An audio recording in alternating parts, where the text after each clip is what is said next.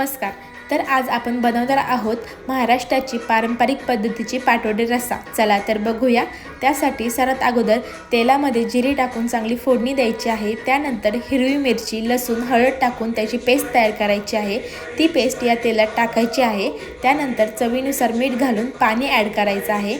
पाण्याला उकळी आल्यानंतर चांगलं बेसन हटून घ्यायचं आहे। बेसन हटताना काळजी घ्यायची आहे की बेसनाच्या गुठल्या नाही राहिल्या पाहिजे। इकडे बेसन हटून घेत असताना पाटवड्याच्या रश्श्याची पण तयारी करायची आहे। पाटवड्याच्या रश्श्यासाठी जे साहित्य लागते ते चांगलं भाजून घेऊन त्याचं वाटण तयार करायचं आहे, नाही का। इकडं वाटण तयार करून झालं की आपलं बेसन शिजले का नाही एकदा चेक करायचं। एकदा बेसन शिजलं की त्यानंतर पाटवडी थापायला सुरुवात करायची, नाही का।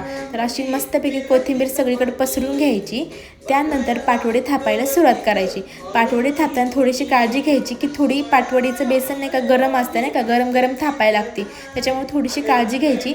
अशी चांगली मस्तपैकी पाटवडी थापून घ्यायची आणि त्याच्यानंतर वरून मस्तपैकी अशी कोथिंबीर आणि खोबरं किसून टाकायचं आणि त्यानंतर आपली रश्श्याची तयारी करायची। तर सर्वात अगोदर कढीपत्ता टाकून ठेचलेलं खोबरं, लसूण आणि कोथिंबीर टाकायची आहे। त्यानंतर मसाले टाकायचे आहे। मसाले कोणते तर घरचा मसाला 2 चमचा, हळद, लाल तिखट एवढेच मसाले मी ॲड करत आहे। आणि त्यानंतर आपण तयार केलेलं वाटण त्याच्यात ॲड करायचं आहे।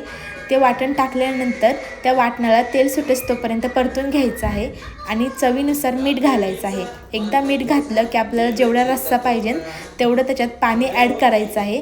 ते पाणी ॲड झाल्यानंतर अशी उकळी येऊन द्यायची आहे। त्यानंतर आपली तयार आहे पाटवडी रस्सा। तुम्हाला कसा वाटला नक्की सांगा। एकदा नक्की ट्राय करा असा पाटवडी रस्सा। एकदा ट्राय करून बघा तर परत कराल। धन्यवाद।